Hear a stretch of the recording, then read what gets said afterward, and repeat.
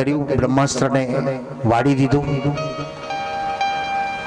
અશ્વસ્થામાં વિચાર કર્યો 5 પાંડવો તો બચી ગયા, પણ આ બ્રહ્માસ્ત્ર જાય ક્યાં? ઉત્તરાના ગર્ભમાં રહેલા બાળકનો નાશ કરવા માટે બ્રહ્માસ્ત્ર વાળી દીધું. કૌરવ કુળ પાંડવ કુળનો નાશ થઈ જશે. ઉત્તરા દોડતી દોડતી ક્યાં ગઈ? આ આપણી કથા આવી. કોની કથા? સાસુ વહુની કથા.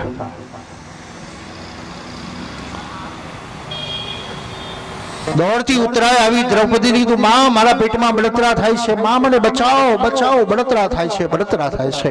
ત્યારે દ્રૌપદીએ કડવા વેણ ન કહ્યા, પણ પોતાના જીવનનો અનુભવ કહ્યો. બેટા, ભર સભામાં મારી લાજ લૂંટાતી હતી ને, ત્યારે મારા પતિઓ, વડીલો, સસુરો, બંધુઓ, ગુરુજનો, સ્વજનો બધાની સામે મેં ખોળો પાથરી પાથરીને પુકાર કર્યો તો એ સમય મને બચાવનારો કોઈ નતો. કોને બચાવ્યું તું મને? ભગવાન દ્વારિકાધીશ. ડાયરેક્ટ ડાયલિંગ દ્રૌપદીએ બનાવી છે. આજે ડાયરેક્ટ ડાયલિંગ મોબાઈલ તમારી જોડે આવી ગયો છે. કોઈ બૂથમાં જવાનું નહીં, કોઈ લોકલ ફોનમાં જવાનું નહીં, બેઠા બેઠા ખુરશી પર વાતો કરતા કરતા ફોન કરી દેવાનો અને તમારો સમાચાર પહોંચી જાય, તમારી બધી વ્યવસ્થા થઈ જાય. આ સાયન્સ પણ આપણને સમજાવે છે. હવે તો ડાયરેક્ટ ડાયલિંગ કરો. જ્યાં ત્યાં લોકોની સામે પાથરવાની જરૂર નથી, લોકોની પાસે વિનંતી કરવાની જરૂર નથી. ઈશ્વરને તમે ડાયરેક્ટ બોલાવી દો. દ્રૌપદીએ પુકાર કર્યો. ઉત્તરાને કીધું, ઉત્તરા જા, પ્રભુ દ્વારિકાધીશને યાદ કર, પ્રભુના શરણમાં જા. આપણે બધા દીકરાના શરણમાં જઈએ છીએ. દીકરો આવીને દવાખાને લઈ જાય, એટલે દીકરો આવીને દવાખાનેથી મૂકી ગયો આપણને, એટલે દીકરો જતો રહ્યો દુકાને. એટલે આપણો દીકરો કોણ? ડોક્ટર. સાહેબ બચાવો, સાહેબ બચાવો. સાહેબે પ્રયત્ન કર્યા અને સાહેબે હાથ છોડી દીધા. હવે શું કહેશે? ભગવાનને યાદ કરો. અંતે દીકરો તો એ જ આવ્યો. ગોળ ચક્કર મારીને ત્યાં જ આવ્યા, એના કરતા પહેલા જ એની પાસે ગયા હતા. એટલે મંદિરમાં જવાની જરૂર નથી, તમે જ્યાં છો એને યાદ કરી દો. અમંગલને મંગલ કરનારો પરમાત્મા છે. એ વિકટ પરિસ્થિતિમાં ઈશ્વરને યાદ કરી લો તો બધી વ્યવસ્થા કરી દેશે. ઉત્તરાના ગર્ભનું ભગવાને રક્ષણ કર્યું. યોગક્ષેમં વહામ્યહમ. ભગવાન ગીતામાં કહે છે, જે મારું સ્મરણ કરે છે એનું રક્ષણ અને પોષણ બંને હું કરું છું. તો ભગવાને ઉત્તરાનું રક્ષણ કર્યું અને ગર્ભનું પોષણ કર્યું. ચાલો, કેવલ ભગવાને ઉત્તરાના બાળકનું રક્ષણ કર્યું કે આપણા બાળકનું પણ ભગવાન રક્ષણ કરે છે કે નહીં? ઉદરમાં રહેલા બાળકને ભોજન કોણ ખવડાવે છે? આપણે તો ચમચી વડે નથી ખવડાવતા, પણ કુદરતી એવી રચના કરી દીધી કે માં ખાય એ બધું સીધું જ એ બાળકને એનું પોષણ મળી જાય. એ તાર બાળકને માની સાથે લગાવ છે, એકલિકતા છે, એક રસ્તા છે. એ સમય માં જે કરે એ બધું જ બાળકને અહેસાસ થાય છે. એ ખાય તો એની અનુભૂતિ થતી હોય તો તમે જે વિચાર કરો, જે વર્તન કરો, જે કામ કરો એની પણ એને અસર થાય છે. ચાલો, આપણે તો આપણા બાળકને બોલતા, ચાલતા, ઉઠતા, બેસતા બધું શીખવાડવું પડે છે, પણ પશુ પક્ષીઓ એના બચ્ચાને બધું શીખવાડે છે ખરું કે આ ન ખવાય, આ ખવાય, આનાથી બીવાનું, આવી રીતે ઘર બાંધવાનું, આવી રીતે આમ કરવાનું, આવી રીતે ઉડવાનું. તે ઉદરમાં જ રહેલો બાળક એ બધું જ ગ્રહણ કરે છે અને પોતાની જાતે કરતો થઈ જાય છે. કેવી રચના ઈશ્વરે કરી છે! આવો કોઈ આર્કિટેક્ટ મળે ખરો? નદીનો પુલ બાંધનારા આર્કિટેક્ટો બહુ મળે, પણ હૃદય હૃદય સુધીના પુલ બાંધનારો કોઈ આર્કિટેક્ટ છે ખરો? એ ભગવાન કહે છે, આ પુલ બાંધવો હોય તો તમારો હાથ લાંબો કરો, કોઈ દુઃખીને, કોઈ જરૂરિયાત વાળાને માટે હાથ લાંબો કરો, અને લેવા માટેનો હાથ લાંબો થશે તો હૃદય હૃદય સુધીનો પુલ બની જશે. ઉત્તરાનું રક્ષણ કર્યું. 50 ફૂટ ઊંચી ગયેલી નારિયેલીમાં કેટલા હોર્સ પાવરની મોટર મૂકી છે આપણે તો ખાલી બી રોપી દીધું, ઉછેરી એને ઊંચી કરી, એને નારિયેળ એમાં એને ઉત્પન્ન કર્યું અને પાણી પણ એ જ આપે છે. કેટલું ધ્યાન રાખે છે એને કઠણ પડ, એની ઉપર કઠણ પડ, એની અંદર કુડું કોપરું અને એની અંદર મીઠું જળ. ગુલાબની કેવી પાંદડીઓ ખોલે છે, આપણે ખોલવા જાવ તો ફાટી જાય, તૂટી જાય, અને એ કેવી ખોલી નાખે છે. દાડમના બી રોપવાની હરીફાઈ રાખે તો બોલો, દાડમના બી ગોઠવવાના. ઘણી બધી આપણે કોથળા હરીફાઈઓ, ચમચી હરીફાઈ, લીંબુ હરીફાઈ બધી રાખીએ છીએ, તો ક્યારેક આવી હરીફાઈ કરવા જેવી, દાડમના દાણા ગોઠવવાના, કોઈ પાસ ના થાય. ઈશ્વરે કેવા એને ગોઠવ્યા, કેવું કોમળ ઉપર પડ મૂક્યું, એની પર કઠણ પડ મૂકી દીધું. ઉત્તરાના ગર્ભનું રક્ષણ કર્યું. અહીં મહાભારતની કથામાં ભીષ્મ સ્તુતિ છે, કુંતા સ્તુતિ છે. અતિ પરિચર્યાત અવજ્ઞાત, નજીકમાં રહેનારની કોઈ કિંમત નથી ને ગયા પછી અફસોસ થયા વગર રહેતો નથી. જુવાનીમાં ખાવાનું બહુ હતું ત્યારે ખાવાનો ટાઈમ નહોતો, ગડપણમાં ખાવાનું મન થાય છે તો વહુઓ ખાવા દેતી નથી. બીમાર પડશો તો કોણ હાચવશે? હવે સમય હતો ત્યારે ખવાયું નહીં, હવે ખાવું છે તો દુનિયા ખાવા દેતી નથી. છે એની કિંમત નથી ને ગયા પછી હાર તોડા પહેરાવીએ છે. જીવતાને કોઈ સારો કહેવા તૈયાર નથી અને મુવા પછી લાઉડ સ્પીકરમાં બધા બોલે બહુ સારો હતો, બહુ ભલો હતો. બિચારો અધીરો, કાન અધીરા થઈ ગયા સાંભળવા માટે, પણ કોઈ બોલતું નથી.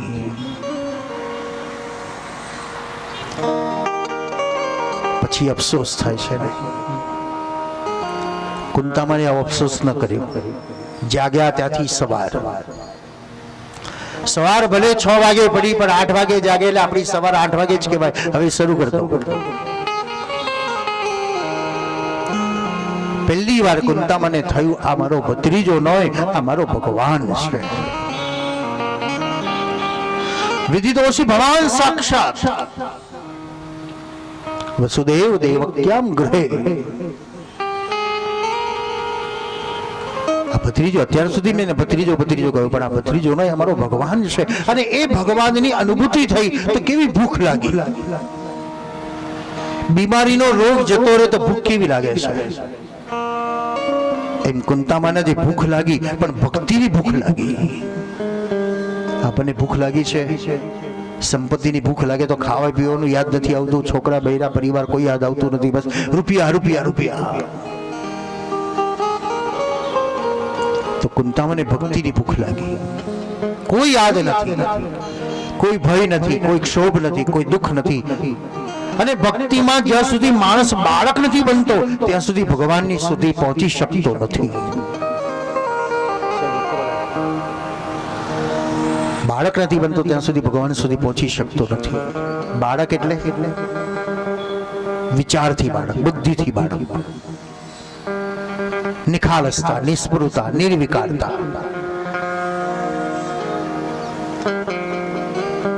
તમે તમારા બાળકને ઘરમાં પૂરીને બજારમાં જવું છે તમારે, અને બાયણું બંધ કરવા જાવ ને બાળક તમને જોઈ ગયો એટલે શું કરશે? બાળક ધમ પછાડા કરશે, રડારડ કરશે. એટલું બધું રડે છે કે તમને પીગાડી દેશે અને તમને પાછા બોલાવીને બાળકને તમે સાથે લઈ જાઓ છો. કાં તો બારણું ખુલી ગયું તો બાળકને કોઈ ભય છે ખરો કે સાયકલ આવશે, રિક્ષા આવશે, પડી જઈશ? બસ માં માં માં કરતો દોટ મૂકે છે. એમ કુંતામાં આજે જે માર્ગ ઉપરથી ભગવાન પસાર થવાના હતા એ માર્ગ ઉપર દોટ મૂકે છે. છોડી દો બધું જ. રૂપિયા, વૈભવ, પરિવાર, ઘર, સોના ચાંદી નથી છોડવાનું, પણ કમસે કમ ભગવાનના સાનિધ્યમાં જાઓ તો હું પણ છોડી દો, મારા પણ છોડી દો. જ્ઞાન અજ્ઞાન, ઊંચ નીચ બધા જ પ્રપંચને કાઢી નાખો. અને બની જાઓ બાળક.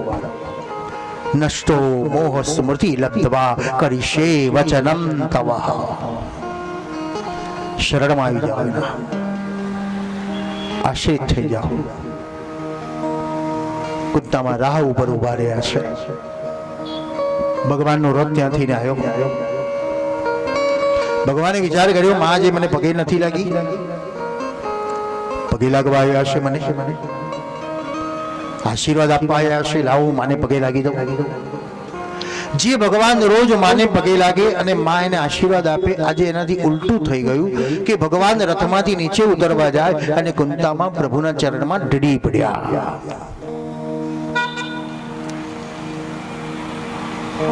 વંદન નમસ્કાર કરી લીધા અને મુખમાંથી શબ્દ નીકળી ગયો, કુંતા સ્તુતિ. પ્રાર્થના માટે શબ્દોની જરૂર છે, પણ સ્તુતિ માટે કોઈ શબ્દોની જરૂર નથી. શુદ્ધ ભાવ દ્વારા જે શબ્દો નીકળે છે એ સ્તુતિ બની જાય છે. બાળક બોલતો હોય, કઈ નિશાળમાં બાળક ભણવા ગયું છે તો ઘરમાં જ છે, પણ છતાંય બોલતો હોય તો કેટલું મીઠું લાગે, કેવું સારું લાગે, કેવું આનંદ આવે. અલી કે તલી કે જા કે ઉડ કે આઈ કે છતાંય આપણને આનંદ આવે છે, કારણ એ સ્તુતિ છે, એ પ્રેમ છે, અને તો આપણને આનંદ આવે. પણ ભણેલો ગણેલો દીકરો આવીને માને એવા શબ્દો બોલે તો પછી માએ કે એટલા માટે તને ભણાયો બધું,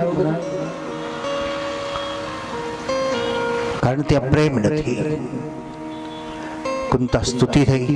નમસ્તે પુરુષોત્તમાદ ઈશ્વરમ પ્રકૃતે પરમ અલક્ષ્યમ સર્વભૂતાનાં અંતર્બહિરવસ્થિતં. હે પુરુષોત્તમ, હે અલક્ષ્ય, હે જગન્નિયંતા, હે ઈશ્વર. ભગવાન વિચારવા લાગ્યા, અત્યાર સુધી ભત્રીજો ભત્રીજો કહેતી હતી, આ તો બધું જુદું જુદું બોલે છે. નશો કર્યો કે શું? નશો કર્યો છે, પણ નશામાં ફરક છે. અહીં નશો ભક્તિનો નશો છે કે ભાન ભૂલી ગઈ કુંતા, અને જે સત્ય હતું એ નીકળી આવ્યું. સારું, વંદન કેવી રીતે થાય એ કુંતામાં બતાવે છે. આપણે બધા જ દર્શન મંદિરમાં કરવા ગયા, શું જોયું? ભગવાનનું મુખારવિંદ જોયું અને ધક્કો વાગ્યો, બહાર નીકળી ગયા. દર્શન પૂર્ણ ન થયા. પુષ્ટિમાર્ગ દર્શનનો ક્રમ બતાવે. ચરણારવિંદથી દર્શનની શરૂઆત થાય અને મુખારવિંદે વિરામ થાય. આપણે મેક્સિમમ બધા જ મુખારવિંદના દર્શન કરે છે. ચરણારવિંદ સુધી નથી ભલે પહોંચી શકતા તો દંડવત પ્રણામ કરીને, વંદન કરીને, પણ ચરણથી શરૂઆત કરીએ. નમઃ પંકજ નાભાયો, નમઃ પંકજ માલિને, નમઃ પંકજ નેત્રાયો, નમસ્તે પંકજાંગ્રે. જેના નેત્ર કમળ જેવા છે, જેના ચરણ કમળ જેવા છે, જેનું શ્રીઅંગ કમળ જેવું છે, એવા ભગવાનને હું વંદન કરું છું. કુંતામાઈ વંદન કર્યા. માગોમાં શું જોઈએ છે?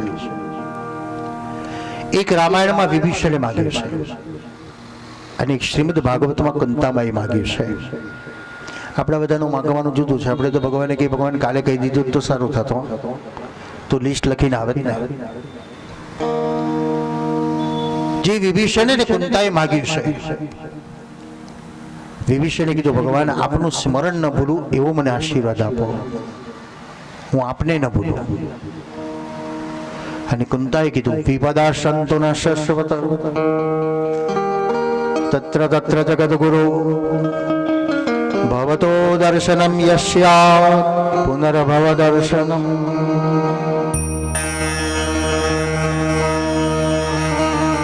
ચૌદ વર્ષ સુધી વનવાસમાં હતા, જંગલમાં ભટકતા હતા. કેવી કેવી વિકટ પરિસ્થિતિમાં આપે અમને સપોર્ટ કર્યો છે, આપે અમારું રક્ષણ કર્યું છે, અને આ સુખ આવ્યું અને આપ અમારાથી વિદાય થાવ છો, તો સુખ કયું કહેવાય? આપના વિયોગનું સુખ, આ વૈભવ એને સુખ કહેવાય કે વગર વૈભવે આપનું સાનિધ્ય હતું એને સુખ કહેવાય? પત્નીને પતિ રોજના 1 લાખ રૂપિયા આપી દે એને સુખ કહેવાય કે બંને એક હાથમાં રોટલો લઈને કટકો ફૂટપાથ પર બેઠા બેઠા ખાતા હોય એને સુખી કહેવાય? કોને કહીશું? શરૂઆતમાં તો લાખ રૂપિયાને સુખ કહેવાય છે આપણે તો, કારણ રોજ લાખ, 2 લાખ, 5 લાખ, 25 લાખ, પણ એક દિવસ સાચું ખબર પડે, અરે એનો પ્રેમ તો મળતો નથી, આ કેવો પ્રેમ કરે છે, હું ગરીબ છું, વૈભવથી સંપત્તિ વાળો છું, પણ પ્રેમમાં હું ગરીબ છું, કારણ મારી પાસે 5 મિનિટ બેસી શકતો નથી. કુંતાએ કીધું, ભગવાન આ સુખ કામનું નથી. દુઃખની અંદર પરિવારની સાથે આપણે આનંદમાં રહેતા હોઈએ અને સુખની છોડો ઉડવા લાગે અને એક પાંદડા ખરવા લાગે તો શું એને સુખ કહીશું આપણે? ત્યારે આપણને દુઃખ લાગે છે કે ભગવાન દુઃખમાં સુખની અનુભૂતિ હતી અને સુખમાં દુઃખની અનુભૂતિ કરવા લાગ્યો છું. તો એ દુઃખ સારું કે જ્યાં સુખ હતું. ભગવાને કીધું સારું. પ્રભુ હસ્તિનાપુરમાં પાછા આવવા લાગ્યા એટલે કુંતામાં ખુશ થઈ ગયા. પ્રભુના ચરણમાં વંદન કરી દીધા, સમર્પિત થઈ ગયા. કૃષ્ણાય વાસુદેવાય દેવકી નંદનાય ચ નંદ ગોપ કુમારાય ગોવિંદાય નમો નમઃ. હે દેવકી નંદન, હે નંદનંદન, હે ગોવિંદ. હા બોલો. તમને બધા ગોપાલ કહે છે નહીં? હા. કેમ ગોપાલ કહે છે? બહુ ગાયોની સેવા કરું છું ને એટલે. કેટલી ગાયો છે?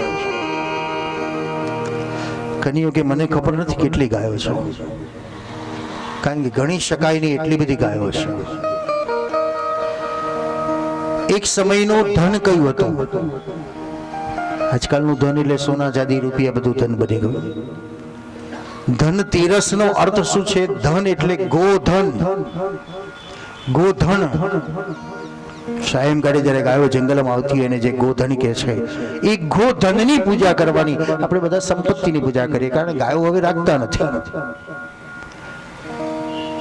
પહેલાના સમયમાં ધનવાન કોને કહેવાતો? જેની પાસે પશુ વધારે એને ધનવાન કહેવાતો હતો. આજે પશુ તમે રાખો તો લોકો ગમાર કે ગામડી આવ્યો, અને ગાડી રાખો તો લોકો પેડા માગે ના પડી જોડે, ભાઈ પેડા ખવડાવો, 25 લાખની ગાડી લાયા તમે. ગાડીની આવશ્યકતા છે એનો અર્થ એ નથી ગાય નકામી છે.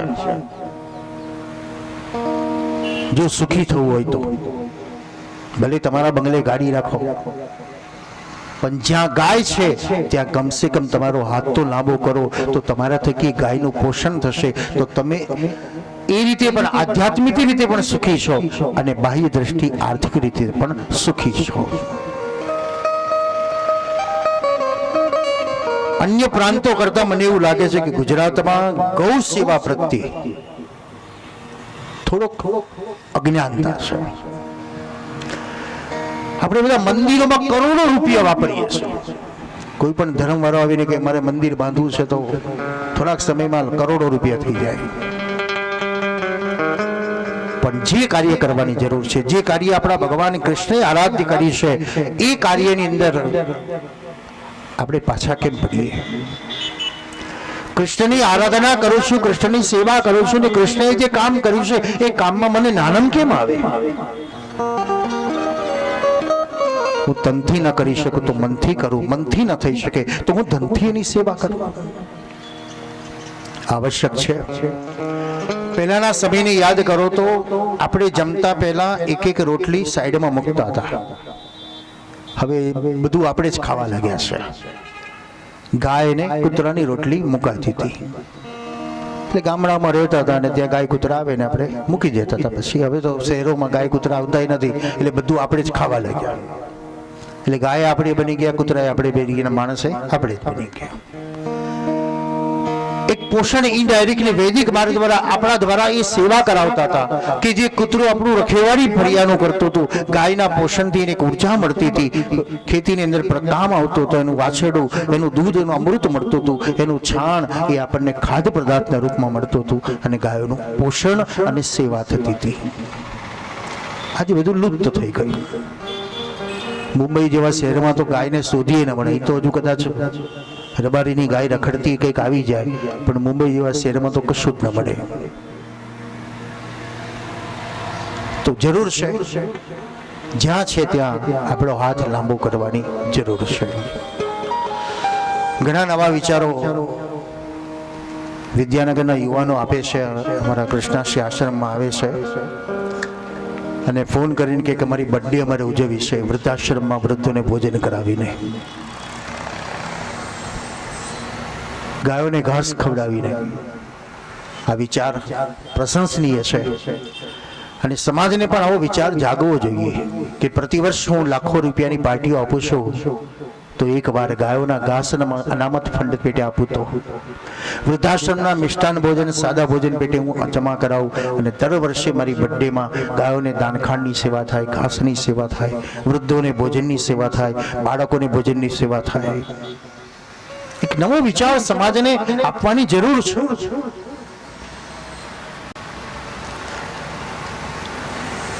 એક માણસે કીધું કે રૂપિયા ક્યાં છે બોલો, એટલે ગામડાનો માણસ હતો, એને કીધું ભાઈ મહેનતમાં રૂપિયા છે, મહેનત કરો તો રૂપિયા મળે. એટલે એને કીધું ભાઈ મહેનત કરીએ, ચલો 8 કલાક મહેનત કરીએ, કેટલા રૂપિયા મળે?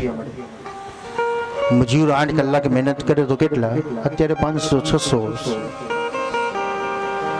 તો રૂપિયો ક્યાં મહેનતમાં છે? તો ઓફિસમાં પંખા નીચે એર કન્ડિશન ચાલુ કરીને ખુરશી ટેબલ પર ઇસ્ત્રી બગડવાની નહીં ને કામ કરે તો હાજ પડે 2-5 હજાર કમાય છે. તો રૂપિયો ક્યાં છે? ભણવામાં છે. એટલે આપણે બધાએ છોકરાઓને શીખ્યું બેટા હવે ખેતરમાં જવાની જરૂર નથી, જાઓ કોલેજોમાં જાઓ, ભણો ભણો ભણો. લાખો રૂપિયા ખર્ચીને આપણે ભણાયા. આ એક વ્યવસાય બની ગયો. લાખો રૂપિયા આપણે ખર્ચ્યા છે એટલે નજર ક્યાં હોય? ભણી ગણું એટલે પૈસા પાછા ભેગા કરું, એટલે જો ડોક્ટર બને તો દવાખાનાની ફીઓ વધારી દે, ગમે તે કરે અને ભેગા કરવાના પૈસા પૈસા પૈસા. એન્જિનિયર બન્યો હોય તો ગમે તે સિમેન્ટની જગ્યાએ માટી નાખીને પૈસા ભેગા કરવાના. વ્યાપાર જે બન્યો એટલે રૂપિયા જેમાંથી કાઢવાનો મન થાય છે. તો રૂપિયો ક્યાં છે? નથી આગળ. તો કે છે કલામાં છે. ક્રિકેટરો એક મેચ રમે તો કરોડ રૂપિયા, 2 કરોડ રૂપિયા કમાઈ લે, એટલે કળામાં છે. ત્રીજા એક જણે કીધું ભાઈ રૂપિયો મહેનતમાં નથી, રૂપિયો ભણતરમાં નથી, રૂપિયો કળામાં નથી, પણ રૂપિયો ક્યાં છે? આઈડિયામાં છે. સમાજને નવા વિચાર આપો. વેપારી શું કરે છે? 10 વર્ષ થયા ગાડી કેમ બદલી નાખે છે? મેન્યુફેક્ચર વાળા 10 વર્ષે મોડલ બદલી નાખે એટલે લોકો પછી ફરી પાછા કરી જ થતી જાય, નહીં તો એની જ રાખે તો પછી કોઈ ના કરે. પેલા દેડકા ગાડી હતી, એમ્બેસેડર હતી, હવે નવી નવી નવી નવી કંપનીઓ નીકળવા લાગી, નવી નવા મોડલો બહાર પાડવા લાગી, એટલે લોકો ખરીદવા લાગ્યા. તો આઈડિયામાં રૂપિયા છે, કલામાં રૂપિયા છે, નવા વિચારો દ્વારા. તો સમાજ એક નવો વિચાર આપો કે સેવા દ્વારા રૂપિયા વપરાશે તો એનું પુણ્યનું ભાથું મળશે, કોઈના અંતરના આશીષ મળશે અને સમાજને સાચા રાહ તરફની ગાઈડલાઈન મળશે. ગોધન બતાવ્યું એટલે કુંદા મેં કીધું કે આટલી બધી ગાયો સાચો છો તમે? હા, થોડી મારી તમને સોંપી દો. એટલે ભગવાને કીધું વાંધો નહીં, હવે 1,00,000-2 લાખ ગાયો હોય તો 5-25 વધારે આવે તો કઈ વાંધો નહીં આવે, મૂકી દો.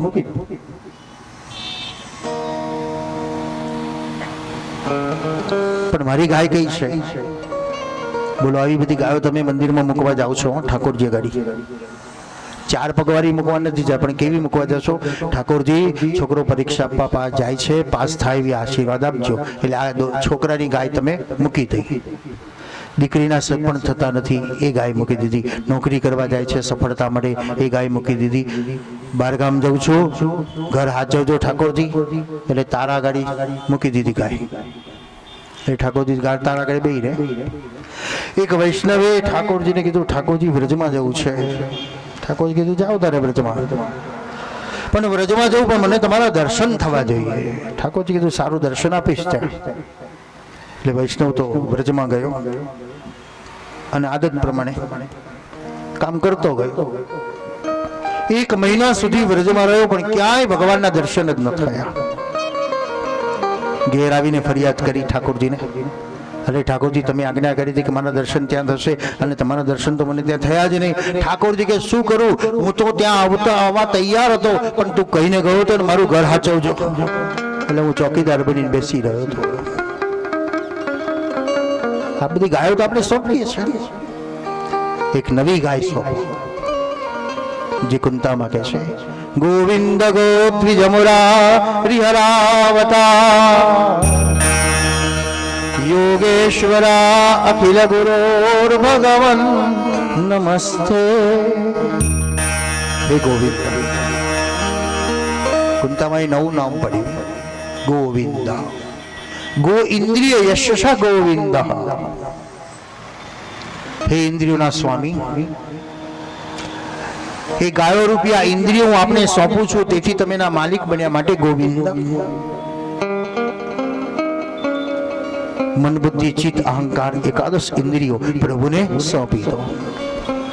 તમે સોંપી ક્યારે સોંપી આવી? બ્રહ્મ સંબંધ લીધો હશે, તુલસીદળ ઠાકોરજીના ચરણમાં અર્પણ કર્યા હશે, અને ગુરુએ તમને મંત્ર આપ્યો હશે, શ્રી કૃષ્ણ શરણમ મમ. શું આપ્યું તમે બોલો? તુલસી પત્ર છે, તુલસી દળ છે, પણ એમાં તમે શું મૂક્યા? કયા કયા રત્નો મૂક્યા? જેમ તુલસી દળ એક સમૂહ દ્વારા, તુલસી પત્ર અલગ છે અને દળ અલગ છે, દળ એ સમૂહ છે, એમ તમે એ અષ્ટાક્ષર મંત્ર દ્વારા સમૂહમાં મૂકી દીધું પ્રભુના ચરણમાં. શું? તમારું મન બુદ્ધિ ચિત્ત અહંકાર રાગ દ્વેષ ઈર્ષા તમે પ્રભુના ચરણમાં સમર્પિત કરી દીધું. શ્રી કૃષ્ણ શરણમ. મારું જે હતું બધું પ્રભુ મેં તમને આપી દીધું. હવે તમને કોઈ પૂછે તમારું આપી દીધું, એટલે આપણે તો ગભરાઈ જઈએ, હે નાના મારી બેંક બેલેન્સ જોઈ લો તો, મારી તિજોરી ચાવી જોઈ લો તો. એ બધું નથી આપણું, આપણે ચોકીદાર જ છે. આપણું શું? તો શરીર આપણું છે, શરીરમાં રહેલી ઇન્દ્રિયો આપણી છે, અને એ પ્રભુને અર્પણ કરવાનું. બાકી તો છોકરાને પૂછવું પડે, બેટા 5 લાખ આલો, છોકરો બૂમો પાડે. પણ મન આપવું હોય તો ક્યાં છોકરો બૂમો પાડવાનો છે? વાણીથી ના ગુણાનુવાદ ગાવાનો તો ક્યાં છોકરો બૂમો પાડવાનો છે? પ્રભુના દાસ બની જવું છે તો ક્યાં છોકરો બૂમો પાડવાનો? કારણ એનું કશું નથી, આપણું જ આપણે આપવાનું છે. સોંપી દો. પ્રભુ તમે છો મારા જીવન રથના સારથી. પ્રભુ તમે છો મારા જીવન રથના સારથી. તમે છો મારા જીવન રથના સારથી. કૃષ્ણ તમે છો મારા જીવન રથના સારથી.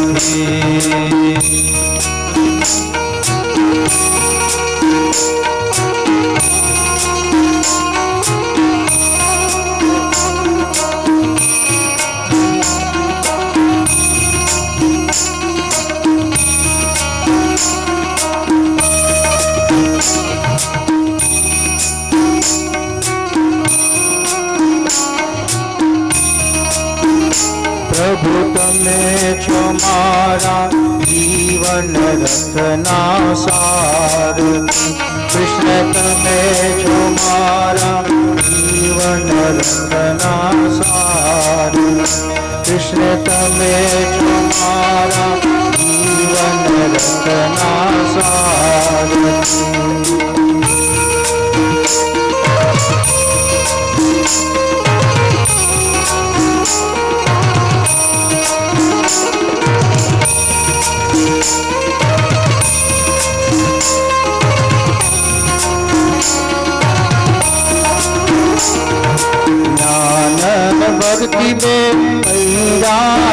રખના જ્ઞાન ને ભક્તિ બે પહેલા રખના ચલાવવાને હું સમરથના ચલાવવાને હું સમરથના મનના ગોળાઓના મનના ગોળાઓના ત્યાં ત્યાં કરતા સારથી કૃષ્ણ તમે છો મારા જીવન રત્ના સારથી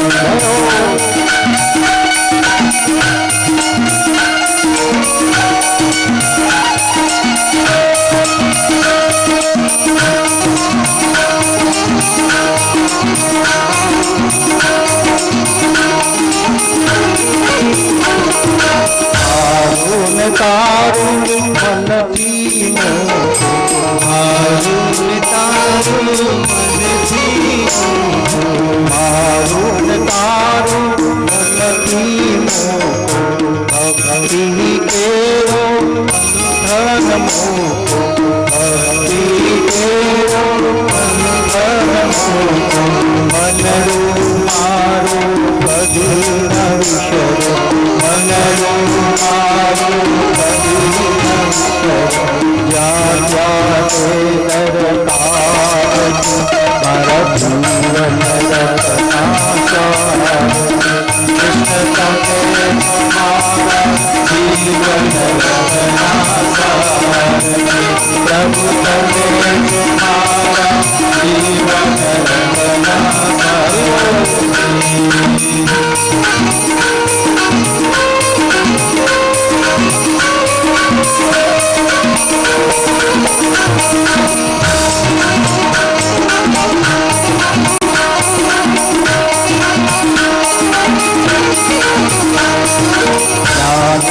ભક્તિ બે પહેલા રખના જ્ઞાન ભક્તિ બે પહેલા રખના લાવવાને હું સમરથના ચલાવવાને હું સમરથના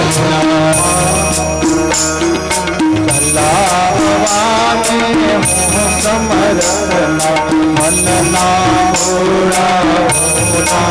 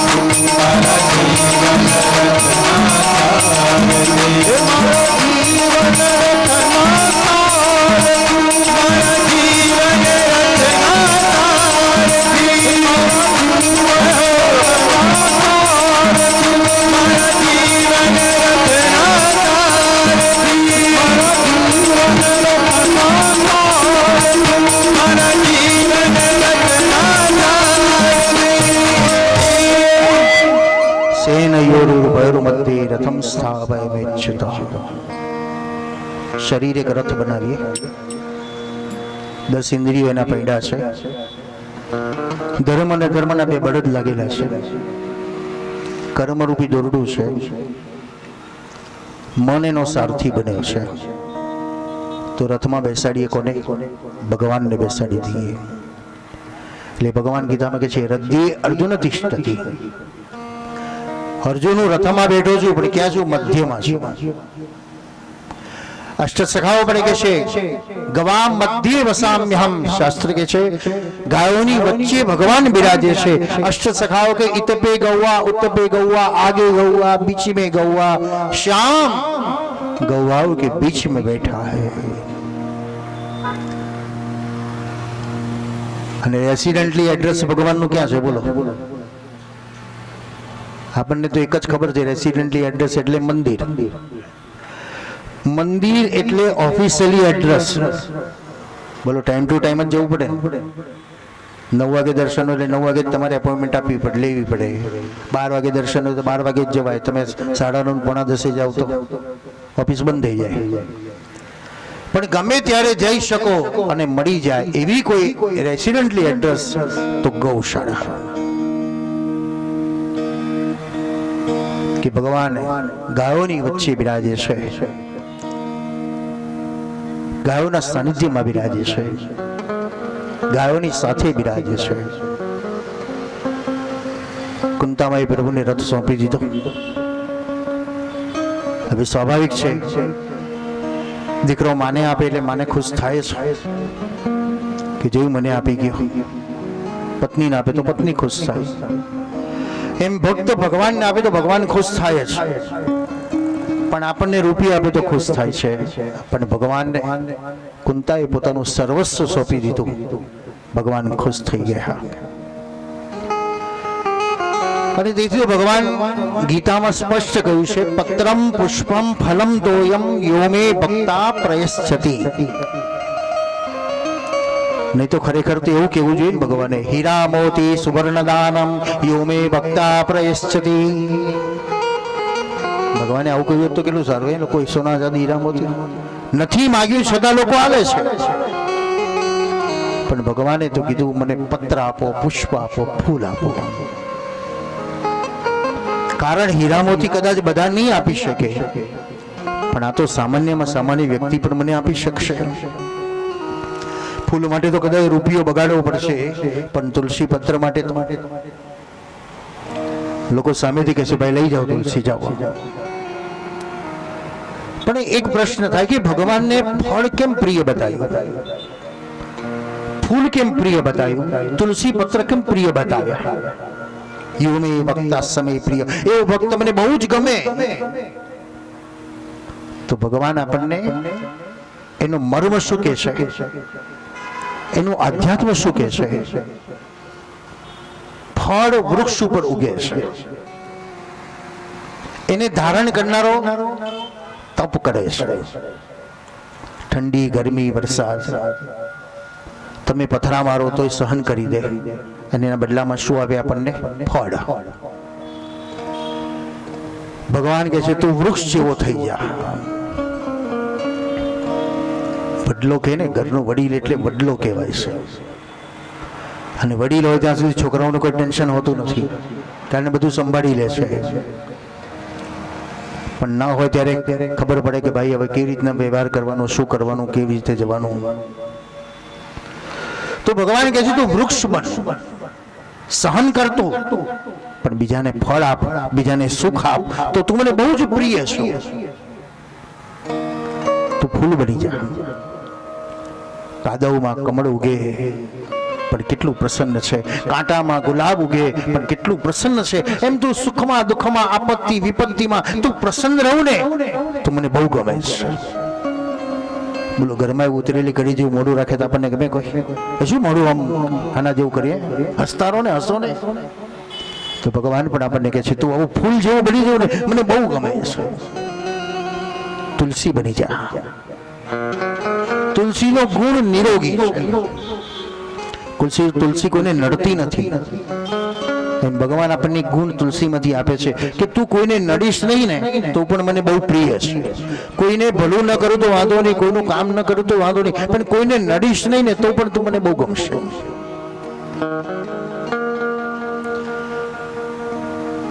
પથ્થર રસ્તામાં પડ્યો છે તો કેટલાને નડે? આપણે બધા ઉપદેશ આપીએ ને લોકો રસ્તામાં નાખીને જતા રહે છે.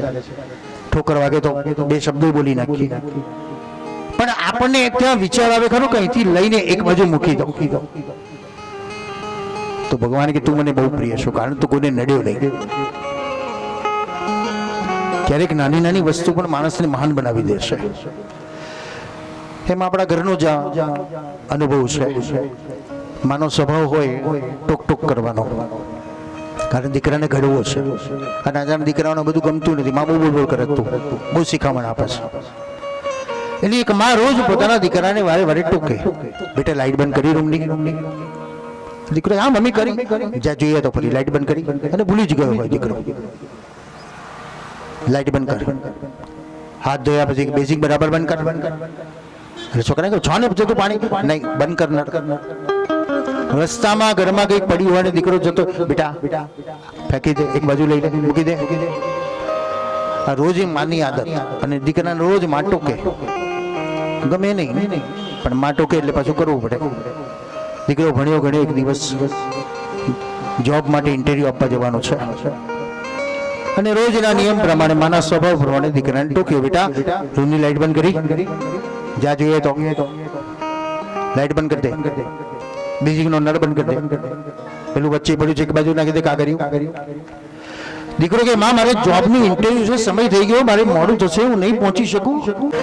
બીજો દાદરો ચડ્યો તો બેઝિકનો નળ ચાલુ. છોકરાને માનો શબ્દ યાદ આવ્યો, નળ બંધ કરી દીધો.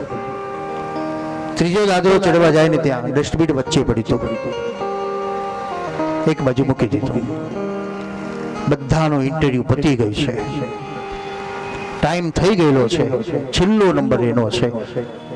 નિરાશ થઈ ગયો, હવે મને જોબ નહીં મળે. આટલા બધા ઇન્ટરવ્યુ આપીને જતા રહ્યા, કેટલાક તો સિલેક્ટ થઈ ગયા હશે. છેલ્લો નંબર છે, અંદર બોલાવ્યો એને અને બોલાવતાની સાથે છેલ્લાને પહેલો બનાવી દીધો.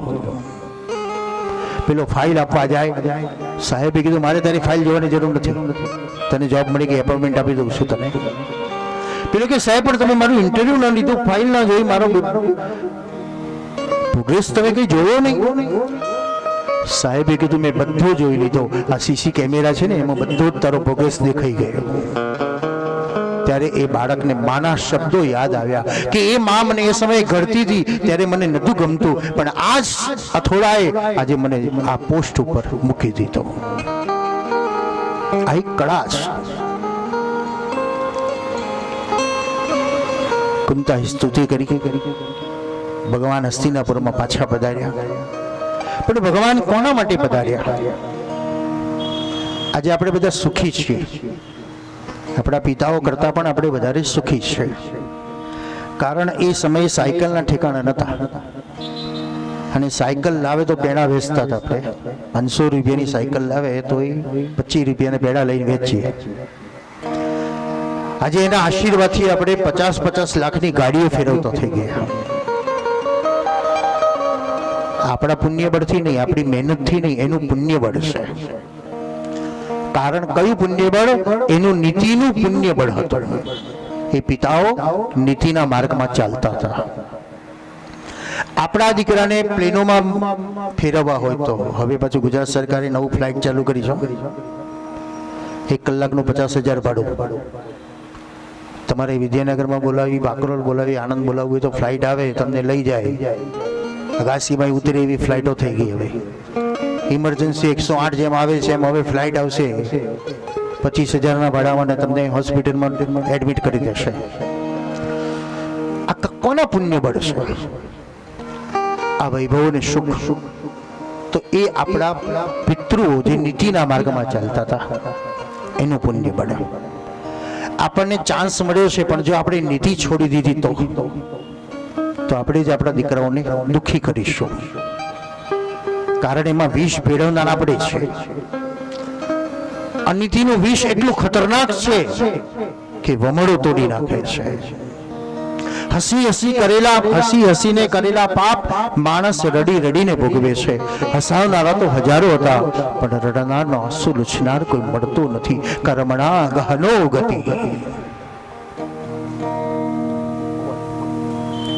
કર્મણા ગહનો ગતિ. બધાનો સહયોગ છે, બધાનો સાથ છે, અને તેથી તો મોદી સાહેબ કહે ને સબકા સાથ સબકા વિકાસ. એ પિતૃઓનો સાથ છે, ગુરુજનોનો સાથ છે, ભગવાનનો સાથ છે, ત્યારે આપણો વિકાસ થયો આટલો.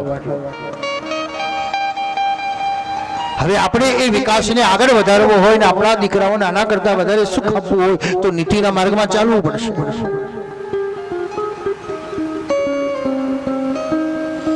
પણ ઘેટાનું ટોળું છે આજે તો. સરકાર ડાયવર્ઝનના પાટિયા મૂકે, બમ્પ મૂકે, પણ આપણી સ્પીડ એવી હોય એટલે એક્સિડન્ટ થયા વગર તો નથી. કારણ કંટ્રોલ નથી આપણને આવડતો.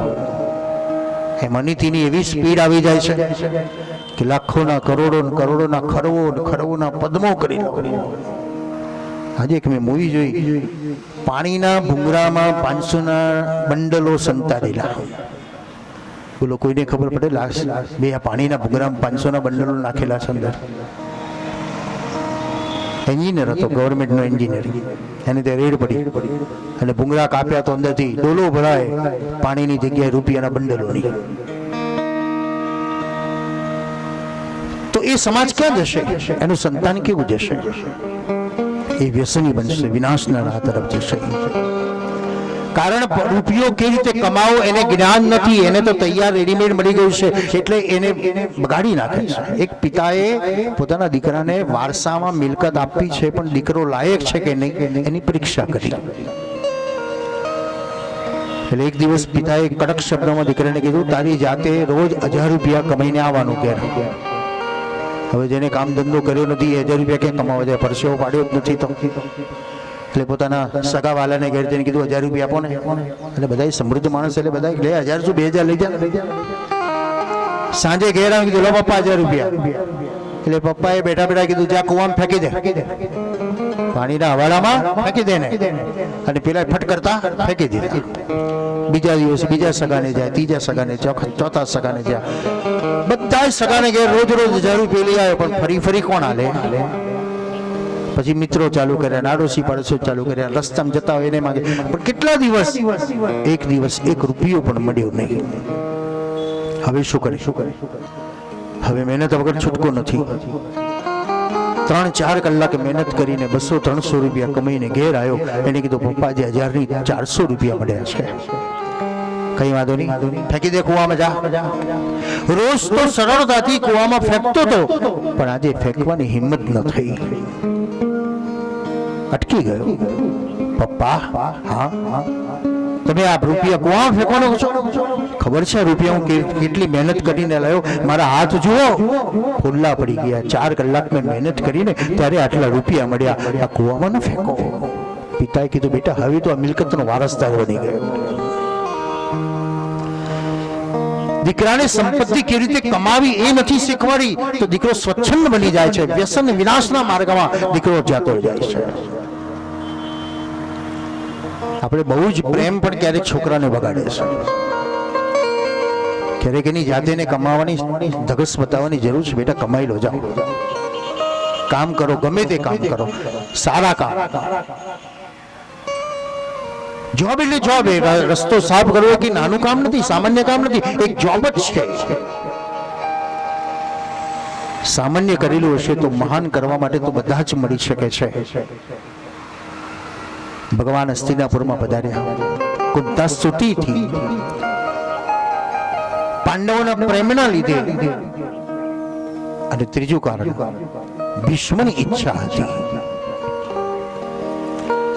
કેવી સ્થિતિમાં ભીષ્મ છે? બાણસૈયામાં ભીષ્મ સૂતા છે. છિદ્રમાં જેને બાણ છે.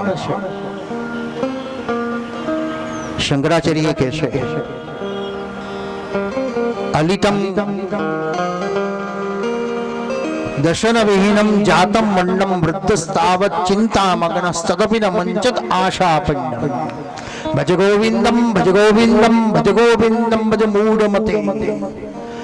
દાંત જતા રહ્યા હોય, આંખે ન દેખાતું હોય, ચલાતું ન હોય, અને તોય ઓટલા પર બેઠેલા કોઈ વૃદ્ધને પૂછે તમારે કોઈ ઈચ્છા છે તો શું કહેશે? થોડા ગાંઠિયા મળે તો હાલ. બધું જર્જરિત થઈ જવાનો સમય છે, પણ છતાંય આપણી દ્રષ્ટિ ક્યાં છે? વિશ્વની મૃત્યુનો સમય છે તો વિશ્વની દ્રષ્ટિ ક્યાં છે? હજુ મારો ભગવાન ના આવ્યો, હજુ મારો ભગવાન ના આવ્યો. બીમાર માં રાહ જોતી હોય કોની? દીકરાઓની રાહ નહીં જોતી હોય, પણ બીમાર માં રાહ જોતી હોય હજુ મારી દીકરી ના આવી. એનું મન દીકરીમાં જ હોય. એમ વિશ્વ આજે પોતાના ભગવાનને શોધી રહ્યા છે. હજુ મારો ભગવાન ના આવ્યો, હજુ મારો ભગવાન ના આવ્યો. સોળે શણગાર સજેલી દીકરી, સાજન માજન આવી ગયું હોય, વાજિંત્રો વાગતા હોય, પકવાનોની મહેક આવતી હોય, અને બધાના પડીકે જીવ બંધાઈ જાય. કેમ? હજુ મૃત્યુ આવ્યો નથી. મૃત્યુ આવ્યો નથી. સેજ વાવર આવે, સેજ ભણકાર વાગે, સેજ હડકાર આવે અને બધા દોડી જાય, એ આયા, એ આયા, એ આયા. આજે વિશ્વની આ દશા છે. આંખ ખોલે બંધ કરે, આંખ ખોલે બંધ કરે, હજુ મારો ભગવાન ના. કાનમાં અવાજ આવ્યો, રથના પૈડાનો અવાજ આવ્યો, ઘોડાના ડાબલાનો અવાજ આવ્યો, અને વિશ્વને ભણકાર થયો. એ મારો ભગવાન આવ્યો, એ મારો ભગવાન આવ્યો. જુઓ મંગલ ઘંટ સંભળાય, મોહન મારો આવે છે. જુઓ મંગલ ઘંટ સંભળાય, મોહન મારો આવે છે. જુઓ મંગલ ઘંટ સંભળાય, મોહન